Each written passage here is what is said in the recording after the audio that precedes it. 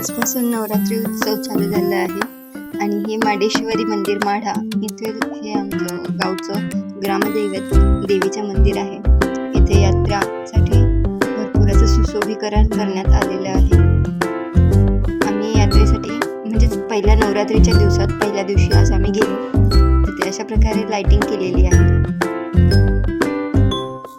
हे मंदिर जे आहे आपले माडेश्वरी देवीचं हे अत्यंत ऐतिहासिक आणि प्राचीन काळातील असून हे हेमाडपंथी या संस्कृतीतून बांधलेलं आहे। खूप छान वाटत होते। आज नवरात्रीचा पहिला दिवस